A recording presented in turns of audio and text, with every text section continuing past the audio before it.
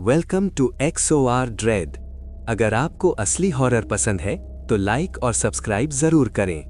Let the fear begin. आज की कहानी थोड़ी अलग है। एक ऐसी कहानी जो शायद रातों की नींद उड़ा दे। तो तैयार हैं इस अंधेरे सफर पर चलने के लिए? लेकिन कहानी शुरू करने से पहले एक छोटी सी चेतावनी, और हमारी सलाह है इसे बिल्कुल भी हल्के में न लिया जाए। अगर ये सब रात के वक्त सुना जा रहा है और कमरे में पूरी तरह से अकेले हैं, तो बस एक बार अपने पीछे पलटकर जरूर देख लें। क्या पता कुछ चीजें सिर्फ कहानियों में नहीं रहती। तो कहानी है राहुल की।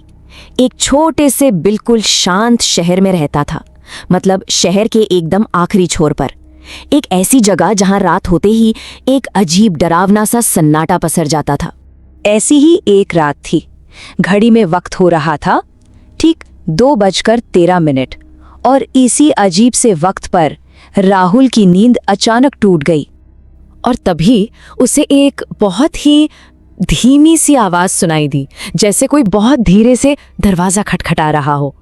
पहले तो राहुल ने सोचा कि अरे कुछ नहीं, बस हवा होगी, हवा से दरवाजा हिल रहा होगा, और उसने इस आवाज को नजरअंदाज करने की कोशिश की।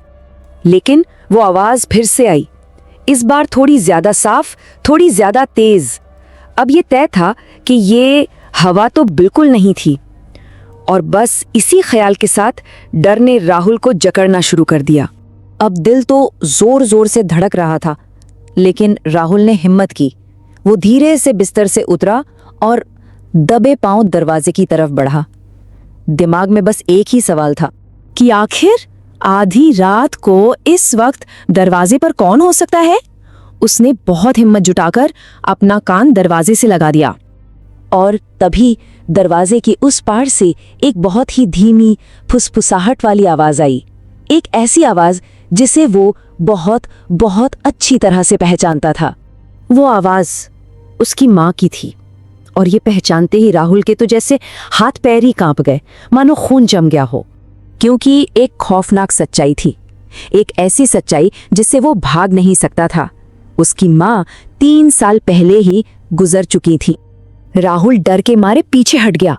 अब दरवाजा अपने आप जोर जोर से हिलने लगा था, और उसी खौफ के पल में उसके दिमाग में अपनी दादी की कही एक बात कौंधी, एक ऐसा नियम जिसे कभी कभी भी नहीं तोड़ना था। उसकी दादी हमेशा एक बात कहती थी, अगर कभी कोई मरा हुआ इंसान रात में नाम लेकर पुकारे और दरवाजा खोलने को कहे, तो दरवाजा कभी मत खोलना, क्योंकि वो नहीं होते। राहुल ने अपनी दादी की बात गांठ बांध ली। उसमें दरवाजा नहीं खोला, और फिर कुछ देर बाद वो दस्तक, वो आवाज, सब बंद हो गया। घर में एक बार फिर वही मौत जैसा सन्नाटा छा गया। राहुल ने शायद एक राहत की सांस ली होगी। उसे लगा होगा कि शायद वो बच गया, बुरा सपना खत्म हो गया। लेकिन उसे क्या पता था कि कहानी का सबसे भयानक मोड़ तो अभी बाकी था। तभी उसे एक फुसफुसाहट सुनाई दी, लेकिन ये आवाज दरवाजे के बाहर से नहीं थी। ये आवाज ठीक उसके पीछे से आई थी, और उस आवाज ने कहा, अच्छा किया जो दरवाजा नहीं खोला।